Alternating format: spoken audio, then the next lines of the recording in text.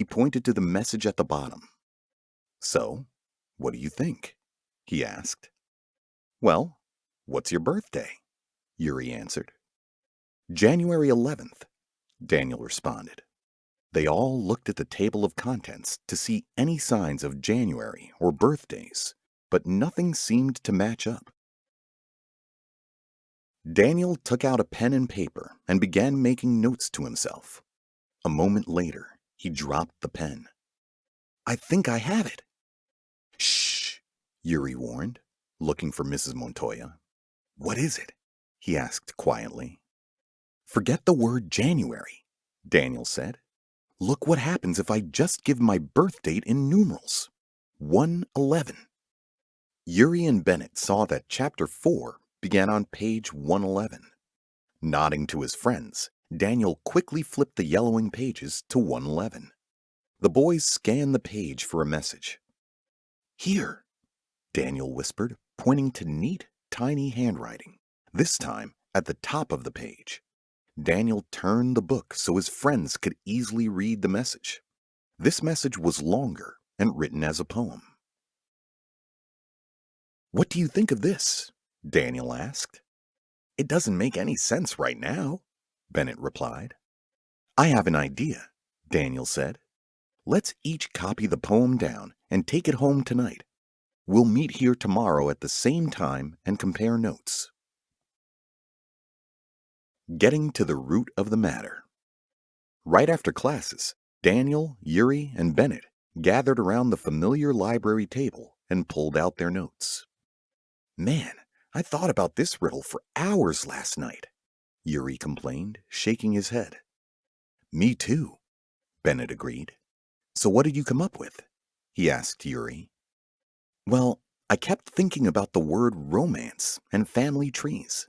The only romance in a family tree would be between the parents, right?" he asked. "So I decided that the main branches of that tree would be the parents." "I thought the same thing," agreed Bennett. "But what about the line about branches' names are similar in whatever country that tree grows?"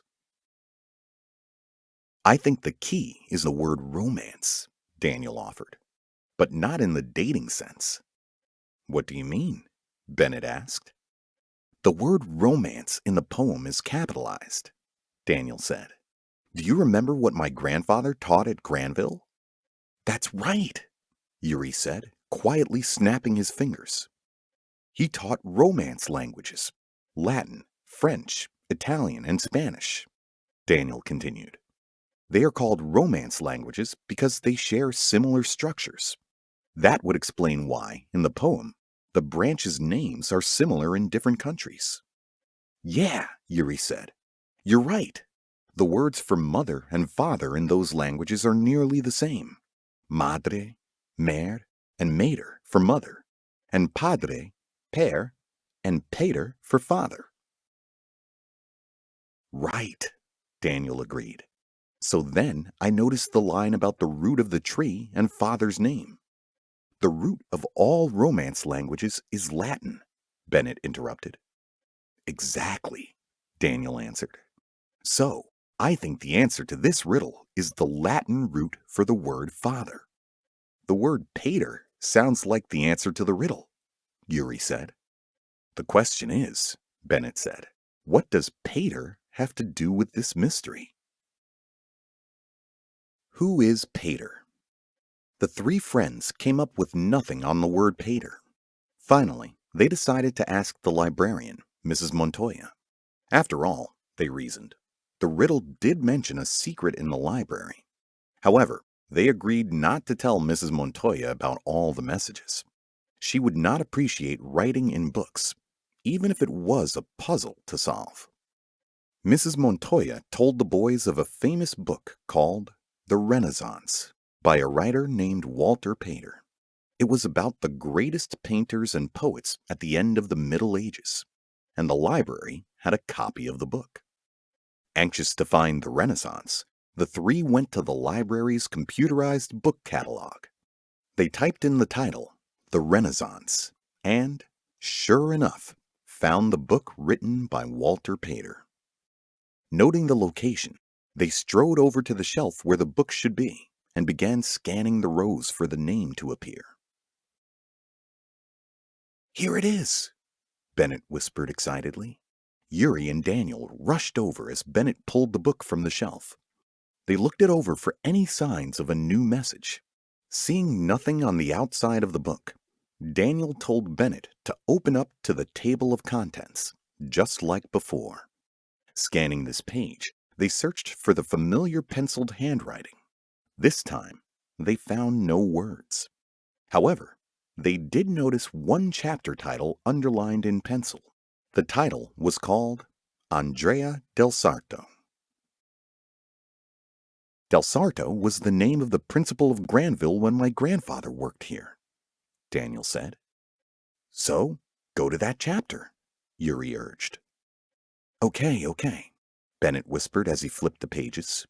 At the beginning of the Del Sarto chapter, the boys once again saw the neat, small handwriting in the margin. The short note read, "Look above your father's name. The answer lies there." "What do you think that means?" Yuri asked, looking over Daniel's shoulder. "Well, my dad's name is Virgil," Daniel answered, now convinced that these messages were directed at him. "Hey, we just talked about Virgil in class last month. He wrote a long, famous poem called The Aeneid. It's all about the founding of Rome by some guy named Aeneas," Bennett said. "Okay, let's find the Aeneid," Daniel said. Virgil reveals a secret. A few minutes later, they found Virgil's The Aeneid and excitedly pulled the book from the shelf. As before, they looked at the table of contents for new messages. This time, however, they saw nothing. Daniel scanned through the first pages of the book without finding anything. After several minutes of useless searching, all three of them slumped down on the carpet between the tall shelves. "This can't be right," Yuri complained. "We can't have followed all those messages to run into a dead end like this." "Yuri, didn't you write down the last message?" Daniel asked. "Yes, here it is," Yuri answered, pulling a scrap of paper out of his pocket. Daniel reread the message, and a smile broke across his face. "We didn't read the message closely enough," Daniel said. "It told us the answer is above my father's name." Bennett reached into the shelves where the book had sat. He closed his eyes as he felt along the bottom of the shelf that sat just above the Aeneid. His hand stopped. He opened his eyes and smiled at Yuri and Daniel. Then he pulled down a dark brown envelope that had been glued to the underside of the shelf. Written in the handwriting of all the other messages was one word: Daniel. Yuri and Bennett watched as Daniel, with trembling fingers, opened the envelope. Inside was a letter. "Daniel, my boy, if you are reading this, then you have solved the mystery of Granville Library, probably with help from Yuri and Bennett. I am so proud of you. The clues were not easy to follow. Only students who think carefully, love language, and notice the tiniest details would be able to arrive at this point. Boys, I watched your love of reading grow from when you were very small. I placed these clues, knowing that if your love of reading continued to grow, you would unlock the secret. To discover the great prize that awaits you, find Mr. Slovak, the custodian, and simply say, 'We seek the heart of Granville.' Say it exactly this way, and he will show you the rest. Love, Grandpa." The Heart of Granville. The boys found themselves following Mr. Slovak through long corridors crammed with cleaning supplies, broken desks, and surplus library shelves. At the end of the corridor, they entered a crowded, dusty, unlocked storage room. It was dark and packed with library shelves and stacks of books. Mr. Slovak stopped at a large bookshelf against the back wall and faced the boys. "Here it is," he said. "Everything else you'll find inside. And, of course, We'll never say one word of this to anyone else." He then pulled the shelf away from the wall. The boys crowded around and noticed a small heart painted in dark red on the wall behind the shelf. Mr. Slovak pressed on the heart, and the boys heard a clicking of a lock. Immediately, the outlines of a small door appeared in the wall. Daniel, Yuri, and Bennett looked at each other with nervous smiles.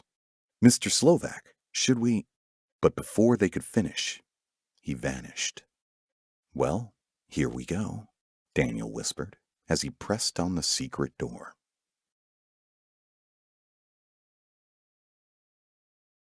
The door opened up to a large room sunken several feet below them at the foot of wide wooden stairs. It was the room of their dreams. Huge, overstuffed red velvet couches and chairs were scattered around. Chessboards and checkerboards made of polished wood and ivory sat on dark wood tables throughout.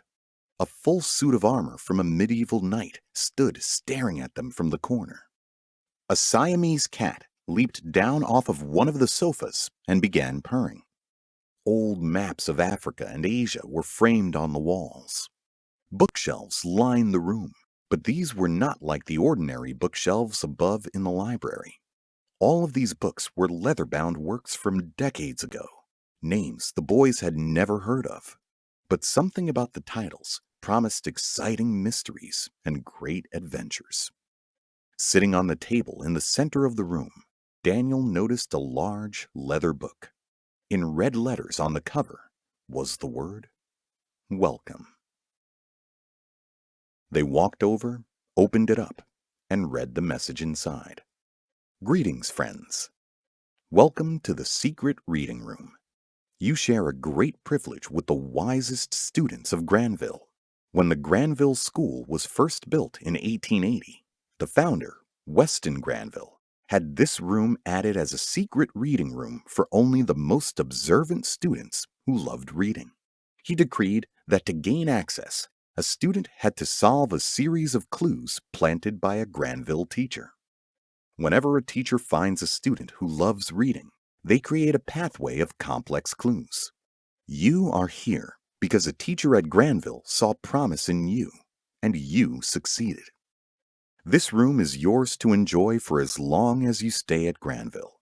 But know this, you must keep the secret. If you tell anyone about the room, it will be shut forever. Mr. Granville demanded this in the will of the school. Only those who earn the privilege of the secret room may enjoy it. So, congratulations! You have solved the mystery of Granville Library. Good job!